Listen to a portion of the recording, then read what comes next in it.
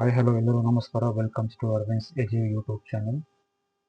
NCERT geography series continuation ಅಲ್ಲಿ 7th standard 3rd chapter ನೋಡೋದಾದರೆ third chapter ಬಂದ್ಬಿಟ್ಟು our changing earth.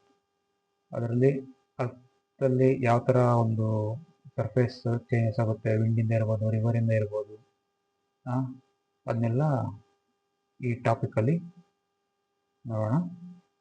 So ನೋಡಿ, first of all ನಮ್ಮ lithosphere ಏನಿದೆ, lithosphere the upper part of the earth ಏನಿದೆ ಅದನ್ನು crust ಅಂತ ಕರಿತೀವಿ. The lithosphere is broken into a number of plates known as lithospheric plates ಅಂತ ನಾವು ಅದನ್ನು ಕರಿತೀವಿ. ಸೊ ನಮ್ಮ ಲಿಥೋಸ್ಫಿಯರ್ ಏನಿದೆ, ಈ ಟಾಪ್ ಲೇಯರ್ ಇದೆಯಲ್ಲ ಅದ್ರ ಕೆಳಗೆ ಬಂದ್ಬಿಟ್ಟು ಇಲ್ಲಿ ಲಿಥೋಸ್ಫೆರಿಕ್ ಪ್ಲೇಟ್ಸ್ ಅಂತ ಇರುತ್ತೆ ನಮಗೆ. ಓಕೆ, ಲಿಥೋಸ್ಫಿಯರ್ ಅದು broken into number of plates ಅಂದರೆ ದೊಡ್ಡ ದೊಡ್ಡ ಪ್ಲೇಟ್ಸ್ ಅದು. Okay, so you will be surprised to know that these plates move around very slowly, just a few millimeters each other. ನೋಡಿ, ಈ ಪ್ಲೇಟ್ಸ್ ಏನಾಗುತ್ತೆ, because of the molten crust ಕೆಳಗಿರೋ molten magma ಏನಿದೆ, ಆ ಮ್ಯಾಗ್ಮಾ ಮೂಮೆಂಟಿಂದ ಈ ಲಿಥೋಸ್ಫಿಯರಿಕ್ plates ಇದೆ ಏನಿದೆ ಅದು ಸ್ಲೋ ಮೂಮೆಂಟಲ್ಲಿ ಮೂಮೆಂಟ್ ಇರುತ್ತೆ. ಓಕೆ, ಯಾವ ರೀತಿ ಅಂದರೆ ಎಷ್ಟು ಸಮ್ ಮಿಲಿಮೀಟರ್ಸಿಂದ ಫಾರ್ ಅಪ್ ಟು ನೋಡಿ 40 millimeters ಇರ್ಬೋದು. ಸಮ್ ಏರಿಯಾಸ್ ಅಲ್ಲಿ 40 millimeters per year. Okay, per year 40 millimeters. ಇನ್ನು ಸಮ್ ಕೆಲವು ಏರಿಯಾದಲ್ಲಿ 160 millimeter per year ಅಲ್ಲಿ ಅದು ತುಂಬ ಸ್ಲೋ ಆಗಿ ಮೂವ್ಮೆಂಟ್ ಇರುತ್ತೆ. ಬಟ್ ಇದು ಸಡನ್ ಮೂವ್ಮೆಂಟ್ ಆದರೆ ಏನೇನು ಚೇಂಜ್ ಆಗುತ್ತೆ ಅಂತ ನೋಡೋಣ. ನೋಡಿ, this is because of movement of molten magma inside the earth. Okay, the molten magma ಇದು ಇನ್ಸೈಡ್ ಅರ್ತ್ ಸರ್ಕ್ಯುಲರ್ ಮೋಷನ್ ಅಲ್ಲಿ ಮೂವ್ ಆಗ್ತಾ ಇರುತ್ತೆ. Okay, then see the movement of this plates ಏನಾಗುತ್ತೆ, ಈ ಮೂಮೆಂಟ್ ಆಗೋದ್ರಿಂದ ಕೆಲವು ಅರ್ತ್ ಸರ್ಫೇಸ್ ಅಲ್ಲಿ changes ಆಗುತ್ತೆ. ಓಕೆ, ಆ ಅರ್ತ್ ಸರ್ಫೇಸ್ ನಲ್ಲಿ ಚೇಂಜಸ್ ಆಗುತ್ತಲ್ಲ, ಆ ಮೂಮೆಂಟ್ಸ್ನ ನಾವು ಎರಡು ಥರ ಡಿವೈಡ್ ಮಾಡಿದ್ದೀವಿ.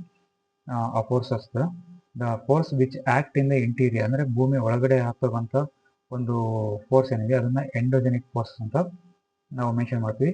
ಅದೇ ರೀತಿ surface that force that work the surface on earth surface ಮೇಲೆ ಆಗ್ತಕ್ಕಂಥ ಒಂದು ಫೋರ್ಸ್ನ ನಾವೇನಂತ ಕರಿತೀವಿ, ಎಕ್ಸೋಜೆನಿಕ್ ಫೋರ್ಸಸ್ ಅಂತ ಮೆನ್ಷನ್ ಮಾಡ್ತೀವಿ. ನೋಡಿ, ಇಲ್ಲೊಂದು ಡಯಾಗ್ರಾಮ್ ಇದೆ, ನೋಡ್ಬೋದು ನೀವು. ಈ ಅರ್ತ್ ಮೂಮೆಂಟ್ಸ್ನ ನಾವು ಡಿವೈಡ್ ಮಾಡ್ಬೋದು, ಒಂದು ಎಂಡೋಜೆನಿಕ್, ಅನದರ್ ಒನ್ ಎಕ್ಸೋಜೆನಿಕ್ ಅಂತ. ಸೊ ಇದು ಭೂಮಿಯ ಒಳ ಪದರದಲ್ಲಿ ಆಗ್ತಕ್ಕಂಥ ಕೆಲವು ಬದಲಾವಣೆಗಳು, ಮತ್ತು ಇದು ಹೊರ ಪದರದಲ್ಲಾಗುವಂಥ ಬದಲಾವಣೆ. ಓಕೆ, ನೋಡಿ, ಎಂಡೋಜೆನಿಕ್ ಅಲ್ಲಿ ಸಡನ್ ಫೋರ್ಸ್ ಇರ್ಬೋದು ಮತ್ತು ಡಯಾಸ್ಟ್ರೋಫಿಕ್ ಫೋರ್ಸ್ ಅಂತ ಮೆನ್ಷನ್ ಮಾಡಿದ್ವಿ. ಈ ಸಡನ್ ಫೋರ್ಸಸ್ ಅಲ್ಲಿ ನಮ್ಮ ಅರ್ತ್ ಪ್ಲೇಸ್ ಸಡನ್ ಆಗಿ ಮೂವ್ಮೆಂಟ್ ಆದಾಗ ಏನಾಗುತ್ತೆ ಅಂದರೆ ನಮಗೆ ಅರ್ಥ್ವೇಕ್ ಆಗೋದು, ಮತ್ತು ವಾಲ್ಕನೋ ಎರಪ್ಷನ್, ಮತ್ತು ಮೇಜರ್ ಲ್ಯಾಂಡ್ ಸ್ಲೈಡ್ ಆಗೋ ಸಾಧ್ಯತೆ ಹೆಚ್ಚಿರುತ್ತೆ. ಮತ್ತು ಡಯಾಸ್ಟ್ರೋಫಿಕ್ ಫೋರ್ಸ್ ಅಂದರೆ ಈ ಫೋರ್ಸಸ್ ಸ್ಲೋ ಮೂವ್ಮೆಂಟ್ ಇರುತ್ತೆ. ಅಂದರೆ ಇದರಲ್ಲಿ ಕೆಲವು ಅರ್ಥ್ವೇಕ್ ಆಗಬೇಕಂದ್ರೆ ಸಡನ್ ಆಗಿ ಮೂವ್ಮೆಂಟ್ ಇರುತ್ತೆ, ಇದರಲ್ಲಿ ಸ್ಲೋ ಮೂವ್ಮೆಂಟ್ ಆಗಿರುತ್ತೆ. ಸ್ಲೋ ಮೂವ್ಮೆಂಟ್ ಅಲ್ಲಿ ಆದರೆ ಏನಾಗುತ್ತೆ, building of mountains for example, slow movement ಅಲ್ಲಿ ನೋಡಿ, ಇಲ್ಲಿ ಈ ಥರ ಮೌಂಟೇನ್ ಒಂದಕ್ಕೊಂದು ಆ ಕಡೆ ಆಪೋಸಿಟ್ ಆಗಿ ಬರೋದ್ರಿಂದ ಮೂಮೆಂಟಿಂದ ಮೌಂಟೈನ್ ಫಾರ್ಮೇಷನ್ ಆಗುತ್ತೆ. ಫಾರ್ ಎಕ್ಸಾಂಪಲ್ ನೀವು ನೋಡ್ಬೋದು, ಹಿಮಾಲಯನ್ ರೇಂಜಸ್ ಅದೆಲ್ಲ ಇದೇ ಥರ ಫಾರ್ಮೇಷನ್ ಆಗಿರೋದು because of the lithospheric plates ಮೂಮೆಂಟಿಂದ. ಓಕೆ, ದೆನ್ ಎಕ್ಸೋಜೆನಿಕ್ ಫೋರ್ಸಲ್ಲಿ ಬಂದ್ಬಿಟ್ರೆ ಎರೋಜನ್ನು ಮತ್ತು ಡಿಪಾಸಿಷನ್ನು because of river, wind, sea waves and glaciers. Okay, next ಬಂದ್ಬಿಟ್ಟು ನೋಡಿ, ಎಕ್ಸೋಜೆನಿಕ್ ಫೋರ್ಸಸ್ ಅಲ್ಲಿ ಸಮ್ಟೈಮ್ಸ್ ನಾವು ಹೇಳ್ದಂಗೆ ಗೊತ್ತಿದೆ, ಸಡನ್ ಮೂವ್ಮೆಂಟ್ ಆದಾಗ ನಮಗೆ ಅರ್ಥ್ವೇಕ್ಸ್ ಆಗುತ್ತೆ ಮತ್ತು ವಾಲ್ಕನೋ ಎರಪ್ಷನ್ ಆಗುತ್ತೆ. This cos the major destruction earth surface ಅಲ್ಲಿ ನಾವು ನೋಡ್ಬೋದು. ಅದೇ ಥರ ನೋಡಿ, ಮೊದಲನೇದಾಗಿ ನೋಡೋದಾದರೆ ವಾಲ್ಕನೋ ನಾವು ನೋಡೋದಾದರೆ, ಸೊ ಈ ವಾಲ್ಕನೋ ಈ ಪಿಕ್ಚರ್ ನೋಡಿ, ಇಲ್ಲಿ ಇಟ್ ಈಸ್ ಅರ್ತ್ ಕ್ರಸ್ಟ್, ಇದು ಮ್ಯಾಂಟಲ್ ಮ್ಯಾಗ್ಮಾ, ಇದು ಮ್ಯಾಗ್ಮಾ ಇರೋದು. ಸೊ ಈ ಮ್ಯಾಗ್ಮಾ ಮೂವ್ಮೆಂಟಿಂದ ಅರ್ತ್ ಕ್ರಸ್ಟ್ ಅಲ್ಲಿರೋ ಲಿಥೋಸ್ಫೆರಿಕ್ ಪ್ಲೇಟ್ಸ್ ಮೂವ್ಮೆಂಟ್ ಆಗುತ್ತೆ. ಸೊ ಈ ಮೂವ್ಮೆಂಟ್ ಆದಾಗ ಈ ಮ್ಯಾಗ್ಮಾ ಹೊರಗೆ ಬರುತ್ತೆ. ಓಕೆ, ಈ ವೆಂಟ್ ಒಂದು ಹೋಲ್ ಇದೆಯಲ್ಲ, ಇದನ್ನ ನಾವೇನು ಕರಿತೀವಿ, ವೆಂಟ್ ಅಂತ ಕರಿತೀವಿ. ಈ ಚಿಕ್ಕ ಚಿಕ್ಕ ಹೋಲ್ ಇದೆ, ಅದ್ರ ಮೂಲಕನೂ ಲಾವಾ ಹೊರಗಡೆ ಬರುತ್ತೆ. ಈ ಮೇನ್ ವೆಂಟ್ ಇದೆಯಲ್ಲ, ಅದರ ಮೇನ್ ತುದಿ ನಾವು ಅದನ್ನ ಕ್ರೇಟರ್ ಅಂತ ಕರಿತೀವಿ. ಫಸ್ಟ್ ವಾಲ್ಕೆನೋ ಎರಪ್ಷನ್ ಆಗೋಕ್ಕಿಂತ ಮುಂಚೆ ಗ್ಯಾಸಸ್ ಮ್ಯಾಚ್ ಆಶ್ ಅದು ಹೊರಗಡೆ ಬರುತ್ತೆ. ನಂತರ ತುಂಬಾ ಪ್ರೆಷರ್ ಇಂದ ನೆಕ್ಸ್ಟ್ ವಾಲ್ಕೆನೋ ಮೇನ್ ವೆಂಟ್ ಮೂಲಕ ಹೊರಗಡೆ ಬರುತ್ತೆ. That molten magma. Okay, similarly lithospheric plates movement ಇಂದ ವೈಬ್ರೇಷನ್ ಸರ್ಫೇಸ್ ಅಲ್ಲಿ ವೈಬ್ರೇಷನ್ ಕಾಸ್ ಆಗುತ್ತೆ. ದಿಸ್ ವೈಬ್ರೇಷನ್ ಏನಾಗುತ್ತೆ, can travel along all around the earth. Okay, ಎಲ್ಲಿ ವೈಬ್ರೇಟ್ ಲಿಥೋಸ್ಫೇರಿಕ್ ಪ್ಲೇಟ್ಸ್ ಮೂವ್ಮೆಂಟ್ ಆಗಿದೆಯೋ ಅಲ್ಲಿ ಎಲ್ಲಿ ವೈಬ್ರೇಷನ್ ಸ್ಟಾರ್ಟ್ ಆಯಿತು ಅಲ್ಲಿಂದ ಸುಮಾರು ಕಿಲೋಮೀಟರ್ ಗಟ್ಟಲೆನೂ ಅದು ವೈಬ್ರೇಷನ್ ಮೂವ್ಮೆಂಟ್ ಆಗುತ್ತೆ. ಓಕೆ, ದೀಸ್ ವೈಬ್ರೇಷನ್ಸ್ ನಾವು ಏನಂತ ಕರಿತೀವಿ, ಅರ್ತ್ ವೇಕ್ಸ್ ಅಂತ ಕರಿತೀವಿ. ಓಕೆ, ಈ ಪಿಕ್ಚರ್ ನೋಡ್ಬೋದು ನೀವು. ಈ ಅರ್ತ್ ಈ ಲಿಥೋಸ್ಫೇರಿಕ್ ಪ್ಲೇಟ್ಸ್ ಕ್ರಸ್ಟ್ ಅಲ್ಲಿ ಲಿಥೋಸ್ಫೇರಿಕ್ ಪ್ಲೇಟ್ಸ್ ಏನು ಫಸ್ಟ್ ಸಡನ್ ಆಗಿ ಮೂವ್ಮೆಂಟ್ ಆಗುತ್ತಲ್ಲ ಆ ಪಾಯಿಂಟ್ ನಾವು ಫೋಕಸ್ ಪಾಯಿಂಟ್ ಅಂತ ಕರಿತೀವಿ. ಓಕೆ, ಅದೇನ್ ಮೇಲೆ ಅರ್ತ್ ಸರ್ಫೇಸ್ ಮೇಲೆ ಈ ಭೂಮಿ ಒಳಗಡೆ ಆಗ್ತಕ್ಕಂಥ ಹಾರಿಜಾಂಟಲ್ ಲೈನ್ ಅಲ್ಲಿ ಏನ್ ಅರ್ತ್ ಸರ್ಫೇಸ್ ಮೇಲೆ ಬರುತ್ತಲ್ಲ ಆ ಪಾಯಿಂಟ್ ನಾವು ಏನಂತ ಕರಿತೀವಿ, ಇದನ್ನ ಎಪಿಸೆಂಟ್ರಿಕ್ ಪಾಯಿಂಟ್ ಅಂತ ಕರಿತೀವಿ. ಸೊ ಈ ಎಪಿಸೆಂಟ್ರಿಕ್ ಪಾಯಿಂಟ್ಸ್ ಇಂದ ವೇವ್ ಮೂಲಕವಾಗಿ ವೈಬ್ರೇಷನ್ಸ್ ಭೂಮಿ ಅದೇನ್ ಪಾಯಿಂಟ್ ಇದೆ ಅದು ಸುತ್ತಲೂ ಹಲವು ಮೀಟರ್ ಕಿಲೋಮೀಟರ್ ಗಟ್ಟಲೆ ಅದು ಮೂವ್ಮೆಂಟ್ ಆಗುತ್ತೆ ಅಥವಾ ಪಾಸ್ ಆಗುತ್ತೆ. ಆ ವೇವ್ಸ್ ಮೂಲಕ ಎಪಿಸೆಂಟರ್ ಇಂದ ಪಾಸ್ ಆಗುತ್ತೆ. ಸೊ ಇದೇನಾಗುತ್ತೆ, ಇದರಿಂದ ಮೇಜರ್ ಡಿಸ್ಟ್ರಕ್ಷನ್ ಕಾಸ್ ಆಗುತ್ತೆ. ಈ ಎಪಿಸೆಂಟರ್ ಏನಿದೆ ಇಲ್ಲೇ ಮೇಜರ್ ಡಿಸ್ಟ್ರಕ್ಷನ್ ಆಗುತ್ತೆ. ಯಾವಾಗಲೂ ಅರ್ಥವೇಕ್ ಆದಾಗ ಈ ಎಪಿಸೆಂಟ್ರಲ್ ಏನಿದೆ ಅಲ್ಲಿ ಮೇಜರ್ ಡಿಸ್ಟ್ರಕ್ಷನ್ ಆಗುತ್ತೆ. ಓಕೆ, ಸೊ ನೋಡಿ, greatest damage is usually closest to the epicenter and the strength of the earthquake decreases away from the center. Okay, although earthquake cannot be predicted, ನಾವು predict ಮಾಡೋಕ್ಕಾಗಲ್ಲ, but ಕೆಲವು ಬದಲಾವಣೆ ಮಾಡ್ಕೊಂಡ್ರೆ ನಾವು minimise ಮಾಡ್ಕೋಬಹುದು. Major ಆಗಿ ಎಲ್ಲಿ ಅರ್ಥವೇಕ್ ಆಗ್ತಿದೆ ಆ ಪ್ಲೇಸ್ಗಳಲ್ಲಿ ಅಂತ ನೋಡ್ಬೋದು. ನಾವು ಈ ವೇವ್ಸ್ ಇದೆಯಲ್ಲ ಎಪಿಸೆಂಟರ್ ಇಂದ ಪಾಸ್ ಆಗುತ್ತಲ್ಲ ಅಥವಾ ಈ ಅರ್ಥವೇಕ್ ವೇವ್ಸ್ ಏನಿದೆ ನಾವು ಅದನ್ನ 3 ಟೈಪ್ಸ್ ಆಗಿ ಡಿವೈಡ್ ಮಾಡಿದ್ವಿ. ಒಂದು P waves, second S waves, another one is L waves ಅಂತ. ಈ ಪಿ ವೇವ್ಸ್ ನಾವು also called as longitudinal waves ಅಂತ ನಾವು ಕರಿತೀವಿ, ಮತ್ತೆ ಪ್ರೈಮರಿ ವೇವ್ಸ್ ಅಂತಾನು ಕರಿತೀವಿ. So these are the compressional waves. ಈ ವೇವ್ಸ್ ಏನಾಗುತ್ತೆ, ಸಾಲಿಡ್ ಮೂಲಕ, ಲಿಕ್ವಿಡ್ ಮೂಲಕ ಮತ್ತೆ ಗ್ಯಾಸಸ್ ಮೂಲಕ ಒಂದು ಪಾಸ್ ಆಗುತ್ತೆ. ಇದೇ ವೇವ್ಸ್ ಫಸ್ಟ್ ನಮ್ಮ ಸೆಸ್ಮೋಗ್ರಾಫ್ ಅಲ್ಲಿ ಕಾಣಿಸ್ಕೊಳ್ಳೋದು. ಓಕೆ, ನೆಕ್ಸ್ಟ್ ಬಂದ್ಬಿಟ್ಟು ಎಸ್ ವೇವ್ಸ್, ಟ್ರಾನ್ಸ್ವರ್ಸ್ ವೇವ್ಸ್ ಅಂತ ಕರಿತೀವಿ, ಅಥವಾ ಶಿಯರ್ ವೇವ್ಸ್ ಅಂತ ಕರಿತೀವಿ. You can only travel through solid ಮೂಲಕ ಮಾತ್ರ ಈ ವೇವ್ಸ್ ಪಾಸ್ ಆಗುತ್ತೆ. ಫೈನಲಿ ಎಲ್ ವೇವ್ಸ್, ಇದು ಅರ್ತ್ ಸರ್ಫೇಸ್ ಮೇಲೆ ಪಾಸ್ ಆಗುತ್ತೆ, but generally the most destructive.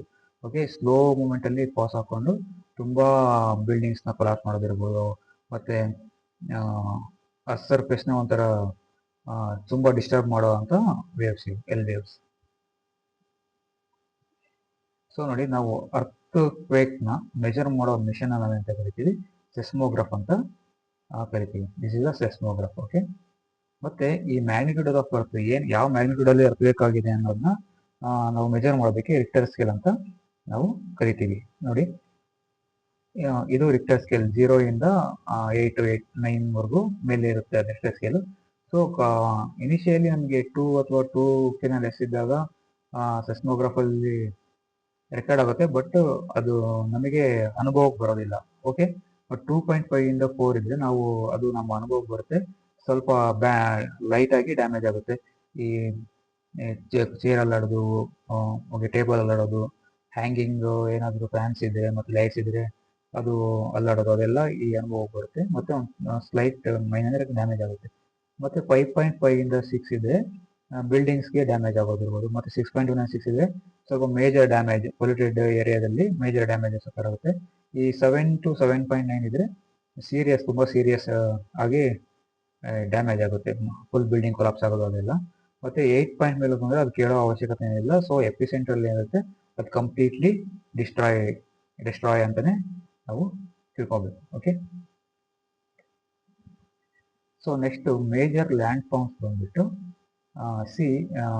The land is being continuously worn away by 2 process. ನಮ್ಮ ಲ್ಯಾಂಡ್ ಏನಿದೆ ಎರಡು ಪ್ರೋಸೆಸ್ ಇಂದ ಕಂಟಿನ್ಯೂಸ್ ಆಗಿ ಚೇಂಜಸ್ ಆಗ್ತಾನೆ ಇರುತ್ತೆ. ಒಂದು ವೆದರಿಂಗ್ ಮತ್ತೆ ಎರೋಜನ್, ಸವೆತ ಮತ್ತೆ ಅದೇ ಎರೋಜನ್ ಅಂದ್ರೆ ಸವೆತ ಅಂತೀವಿ. ಒಂದ್ ಕಡೆಯಿಂದ ಇನ್ನೊಂದ್ ಕಡೆ ವೆದರಿಂಗ್ ಅಂದ್ರೆ breaking of rocks on the surface and erosion ಅಂದ್ರೆ wearing away the landscape by different agents. ಒಂದ್ ಕಡೆಯಿಂದ ಮರಳು ತಂದು ಹಾಕೋದು ಮತ್ತೆ ವಿಂಡ್ ಮೂಲಕ ಹೋಗೋದು, ಅದರಿಂದ ಎಲ್ಲ ಒಂದ್ ಕಡೆಯಿಂದ ಇನ್ನೊಂದ್ ಕಡೆ ಹೋಗಿ ಡಿಪಾಸಿಟ್ ಆಗೋದು, ಅದನ್ನ ಎರೋಜನ್ ಅಂತ ಕರಿತೀವಿ. ಸೊ ದೊಡ್ಡ ದೊಡ್ಡ ರಾಕ್ಸ್ ಏನಿರುತ್ತೆ ಬ್ರೇಕಪ್ ಆಗುತ್ತಲ್ಲ, ಅದನ್ನು ವೆದರಿಂಗ್ ಅಂತ ನಾವು ಕರಿತೀವಿ. ಓಕೆ, ನೋಡಿ the eroded material is carry away transported by water. ನೋಡಿ, ವಾಟರ್ ಮತ್ತೆ ವಿಂಡ್ ಮೂಲಕ ಟ್ರಾನ್ಸ್ಪೋರ್ಟ್ ಆಗುತ್ತೆ ಒಂದು ಕಡೆಯಿಂದ ಇನ್ನೊಂದು ಕಡೆಗೆ, eventually deposited then the other place. Okay, this process of erosion and deposition creates different land forms. So ಈ ಪ್ರೋಸೆಸ್ ಕಂಟಿನ್ಯೂಸ್ ಪ್ರೋಸೆಸ್ ಇಂದ ಡಿಫ್ರೆಂಟ್ ಲ್ಯಾಂಡ್ ಫಾರ್ಮ್ಸ್ ಫಾರ್ಮ್ ಆಗುತ್ತೆ on the surface of the earth. Okay, ಫಸ್ಟ್ನೇದಾಗಿ work of a river ಅಂತ ನಾವು ನೋಡಿದ್ರೆ, running water ನಾವು ಯಾವಾಗಲೂ ಅಷ್ಟೇ ರಿವರ್ ಒಂದ್ ಕಡೆಯಿಂದ ಫ್ಲೋ ಆಗ್ತಾನೆ ಇದ್ರೆ ಇನ್ನೊಂದ್ ಕಡೆಗೆ, ಸೊ ಕೆಲವು ಪ್ಲೇಸ್ ಅಲ್ಲಿ ಇದ್ದ ಮರಳು ಇದ್ದಿರ್ಬೋದು ಮತ್ತೆ ಅದು ಲ್ಯಾಂಡ್ಸ್ಕೇಪ್ ಚೇಂಜ್ ಮಾಡ್ಕೊಂಡು ಬರ್ತಾನೆ ಇರುತ್ತೆ. ಒಂದ್ ಕಡೆ ಮರಳು ತಂದು ಹಾಕೋ ಬೇರೆ ಕಡೆ ಹಾಕೋದು, ಮತ್ತೆ ಫರ್ಟೈಲ್ ಲ್ಯಾಂಡ್ ಬೇರೆ ಕಡೆ ಕ್ರಿಯೇಟ್ ಮಾಡೋದು, ಅದೆಲ್ಲ ವರ್ಕ್ ಆಫ್ ಎ ರಿವರ್ ಇಂದ ಆಗ್ತಾನೆ ಇರುತ್ತೆ.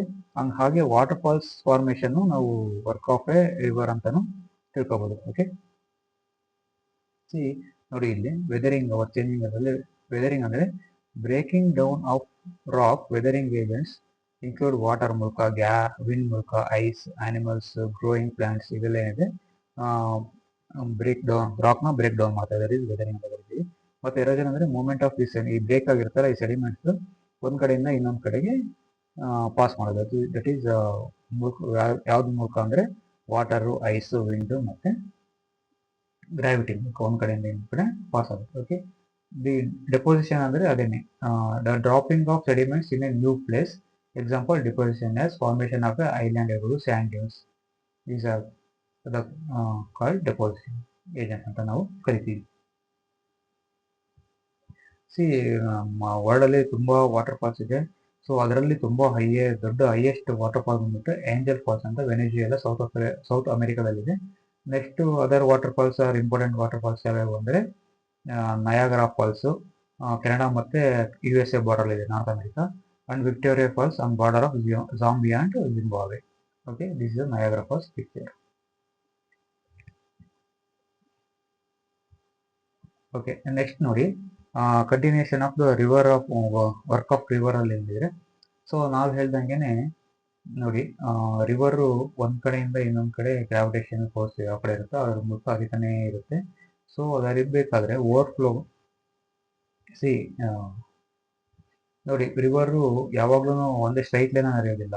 ಓಕೆ, ಒಂದ್ ಕಡೆ ಬೆಂಡ್ ಇರುತ್ತೆ, ಲಾರ್ಜ್ ಬೆಂಡ್ಸ್ ಇರುತ್ತೆ, ಸ್ಮಾಲ್ ಬೆಂಡ್ಸ್ ಇರುತ್ತೆ, ಟ್ವಿಸ್ಟ್ ಇರುತ್ತೆ.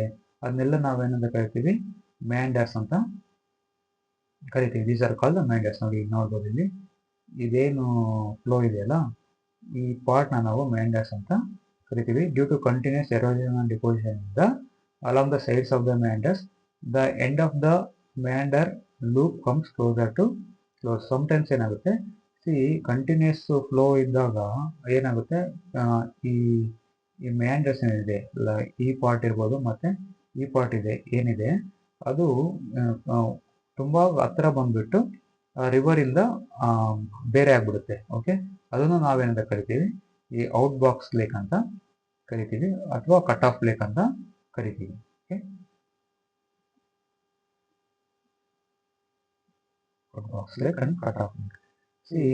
ಕೆಲವು ಟೈಮು ಮಳೆ ಹೆಚ್ಚಾದಾಗ ಏನಾಗುತ್ತೆ, ರಿವರ್ ಓವರ್ಫ್ಲೋ ಆಗುತ್ತೆ. ಓಕೆ, ಓವರ್ಫ್ಲೋ ಆದಾಗಿಂದ ಏನಾಗುತ್ತೆ, ಅಕ್ಕಪಕ್ಕದ ಏರಿಯಾಗಳೆಲ್ಲ ಫ್ಲಡ್ ಅಂದ್ರೆ ಪ್ರವಾಹ ಸ್ಟಾರ್ಟ್ ಆಗುತ್ತೆ. ಈ ಫ್ಲಡ್ ಬರ್ಬೇಕಾದ್ರೆ ರಿವರ್ ಏನ್ ಮಾಡುತ್ತೆ, ಫೈನ್ ಸಾಯಿಲ್ ಇರ್ಬೋದು ಅಥವಾ ಅದರ್ ಮೆಟೀರಿಯಲ್ಸ್ ಸೆಡಿಮೆಂಟ್ಸ್ ನ ಹೊತ್ಕೊಂಡು ಬರುತ್ತೆ, ಒಂದ್ ಬ್ಯಾಂಕ್ ಇಂದ ಇನ್ನೊಂದು ರಿವರ್ಸ್ ಬ್ಯಾಂಕಿಂಗ್ ಎತ್ಕೊಂಡ್ ಬರುತ್ತೆ.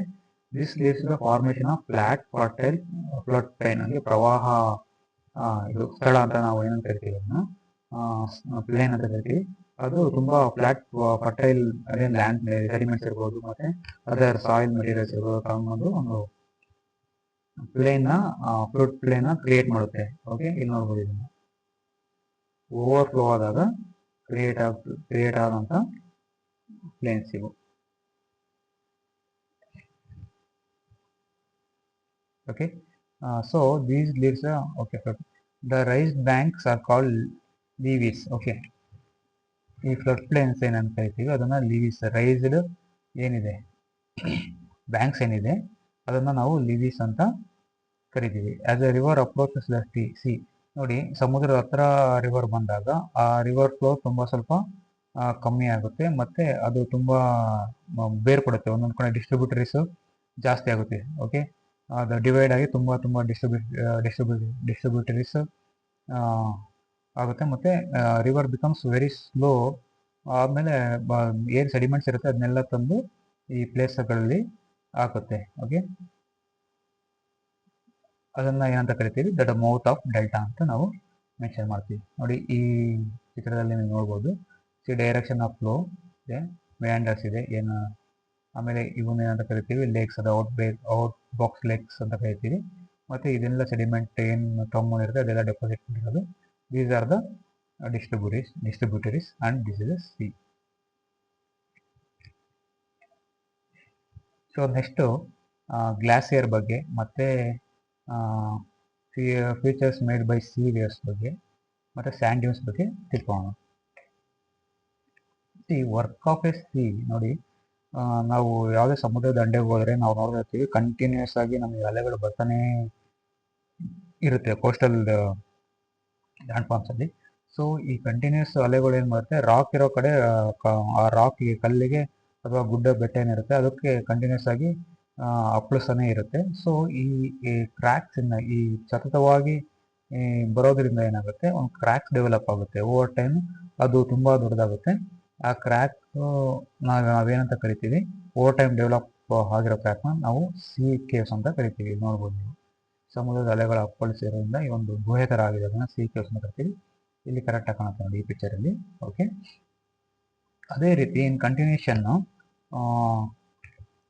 ಕಂಟಿನ್ಯೂಷನ್ ಆಗಿ ಏನು ಅಲೆಗಳು ತುಂಬಾ ಅಪ್ಪಳಿಸ್ತಾನೆ ಇದ್ದರೆ ಅದೇನಾಗುತ್ತೆ, ಆ ಕೇವ್ ಇರುತ್ತಲ್ಲ ಅದು ಫುಲ್ಲು ಮೇಲ್ಗಡೆ ಪಾರ್ಟ್ ಒಂದು ಉಳಿದ್ಬಿಟ್ಟು ಕೆಳಗಡೆ ಏನಿರುತ್ತೆ ಹಾಲು ಫುಲ್ಲು ಓಪನ್ ಆಗಿಬಿಡುತ್ತೆ. ಅದನ್ನು ನಾವೇನಂತ ಕರಿತೀವಿ, ಸಿ ಆರ್ಸಸ್ ಅಂತ ನಾವು ಕರಿತೀವಿ. ಸೊ ಫರ್ದರ್ ಏನಾಗುತ್ತೆ, ಎಲ್ಲ ಅಕ್ಕಪಕ್ಕದೆಲ್ಲ ಹೋಗ್ಬಿಟ್ಟು ಒಂದು ರಾಕ್ ಮಾತ್ರ ಉಳಿಯುತ್ತೆ, ಅದನ್ನ ಸ್ಟ್ಯಾಕ್ಸ್ ಅಂತ ನಾವು ಕರಿತೀವಿ. Okay,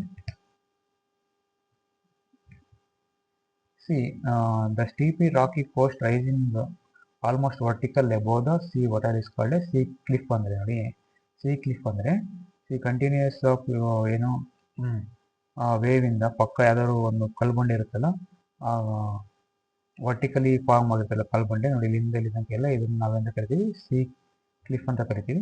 and also sea shore ಬಂದ್ಬಿಟ್ಟು ಫಾರ್ಮಿಂಗ್ ಎ ಬೀಚಸ್. ಓಕೆ, ಅದೇನು ವೇವ್ಸ್ ಡೆಪಾಸಿಟ್ ಏನು ಸೆಡಿಮೆಂಟ್ಸ್ ಇರುತ್ತೆ ಅದನ್ನೆಲ್ಲ ತಂದ್ಬಿಟ್ಟು ಬೀಚಸ್ ಅಲ್ಲಿ ಹಾಕುತ್ತೆ.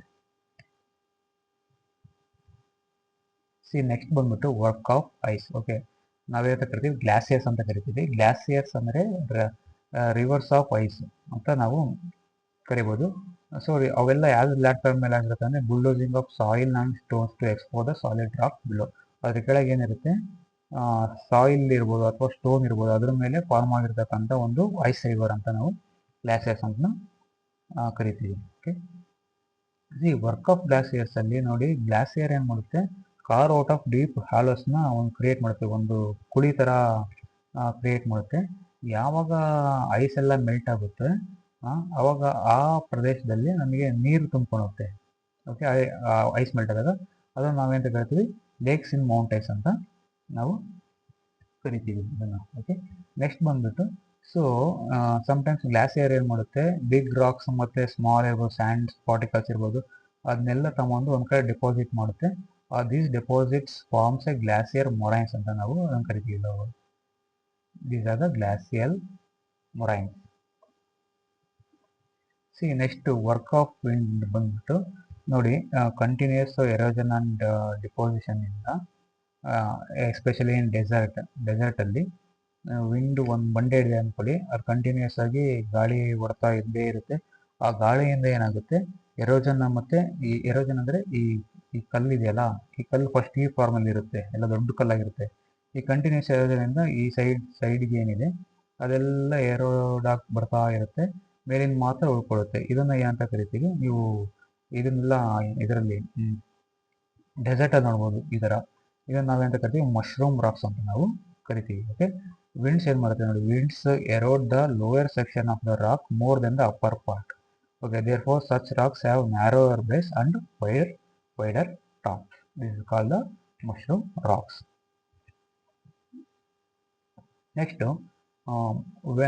ಗಾಳಿ ತುಂಬ ಬೀಸ್ಬೇಕಾದ್ರೆ ಏನಾಗುತ್ತೆ, ಒಂದು ಕಡೆ ಎದ್ದಿದ್ದ ಸ್ಯಾಂಡ್ನ, ಮರಳನ್ನ ಇನ್ನೊಂದು ಕಡೆ ತಗೊಂಡೋಗಿ ಹಾಕುತ್ತೆ. ಓಕೆ, ಅದರಿಂದ ಮರಳಿನ ದಿಬ್ಬಗಳು ಆಗ್ತವೆ. ಅದನ್ನು ನಾವೇನಂತ ಕರಿತೀವಿ, ಈ ಸ್ಟ್ರಕ್ಚರ್ನ ನಾವು ಸ್ಯಾಂಡ್ ಡ್ಯೂನ್ಸ್ ಅಂತ ಕರಿತೀವಿ. ಓಕೆ, ಒಂದು ಕಡೆ ಕಮ್ಮಿ ಇರುತ್ತೆ, ಇನ್ನೊಂದು ಕಡೆ ಜಾಸ್ತಿ ಇರುತ್ತೆ, ಒಂದು ಕಡೆ ಕಮ್ಮಿ ಇರೋದು, ಇನ್ನೊಂದು ಕಡೆ ಜಾಸ್ತಿ ಇರುತ್ತೆ. These are called sand dunes. ನೋಡಿ, ಇಲ್ಲಿಗೆ 7th ಸ್ಟ್ಯಾಂಡರ್ಡ್ 3rd ಚಾಪ್ಟರ್ ಮುಗಿಯುತ್ತೆ. ಸೊ ನೆಕ್ಸ್ಟ್ 4th ಚಾಪ್ಟರ್ಗೆ ಮೂವ್ ಆಗೋಣ. So please hit subscribe button and we shall learn and grow together. Thank you one and all.